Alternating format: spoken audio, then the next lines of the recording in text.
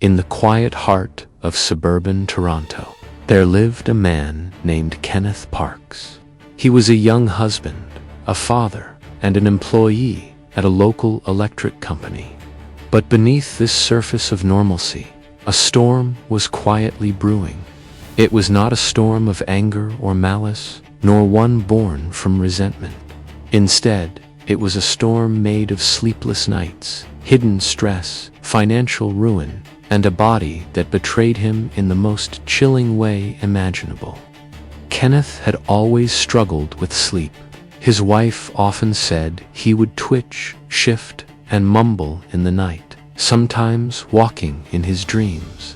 It seemed harmless, almost humorous at times. But as life grew heavier, as debts piled up, and as exhaustion claimed his waking hours, his nights became even stranger. Kenneth's mind was unraveling, and soon that unraveling would spill over into a nightmare reality that would leave an entire nation stunned. Tonight, we step into this haunting tale not just to learn about the crime itself, but to wander through the fog of the human mind, where sleep and waking blur, and where responsibility and innocence collide. This is the chilling case of the Sleepwalking Killer. Kenneth's story begins with struggle.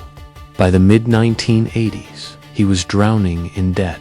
He had taken risks at the racetrack, placing bets in hopes of quick wins, but luck was never on his side.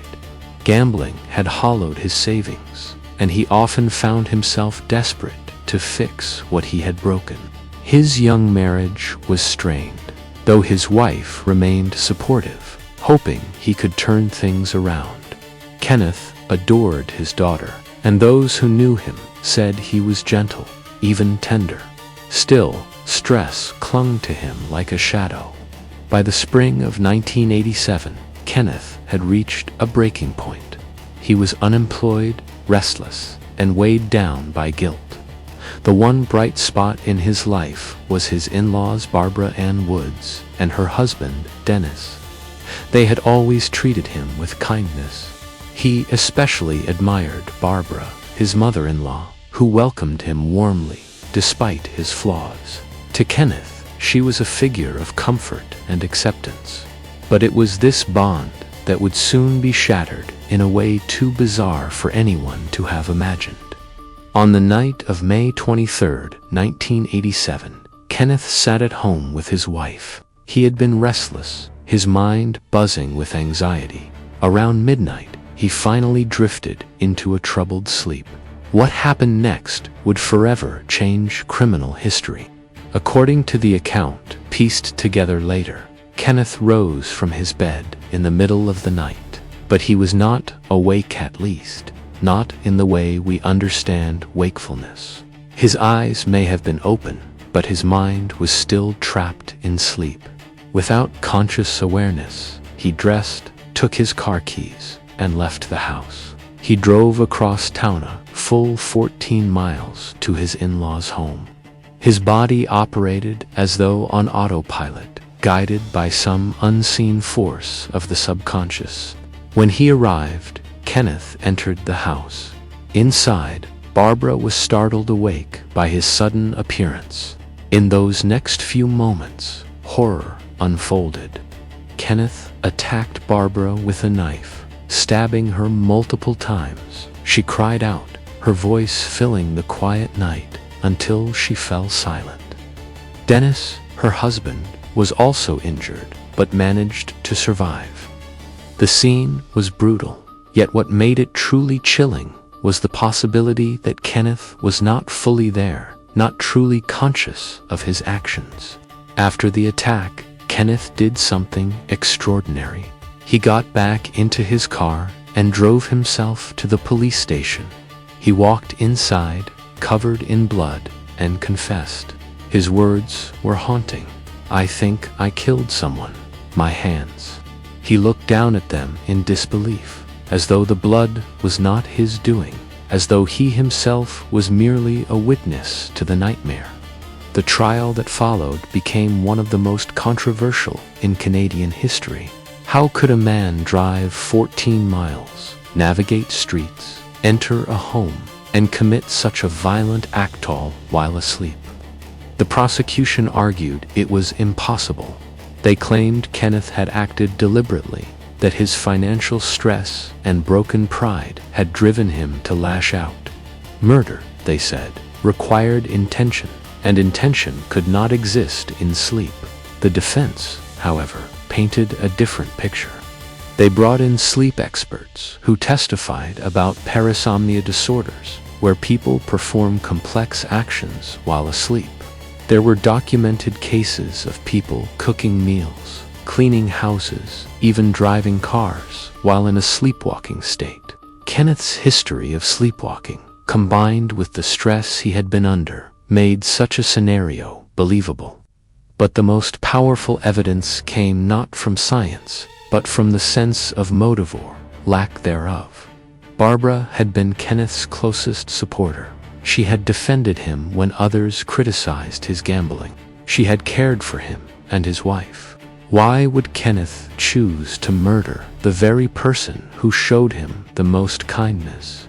The absence of motive cast doubt on the idea of conscious intent.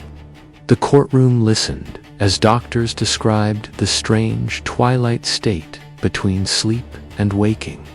One expert explained that during sleepwalking, the brain's motor functions can operate while higher reasoning remains shut down.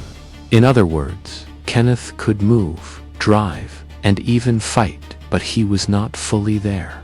His consciousness was absent, leaving behind only a body carrying out the motions of some dark dream. The jury deliberated for hours. Outside, the case captivated the public. Headlines called him the Sleepwalking Killer, a phrase both terrifying and surreal. For many, the idea that someone could commit murder in their sleep was unimaginable. Yet, in 1988, the jury reached a verdict that shocked the nation.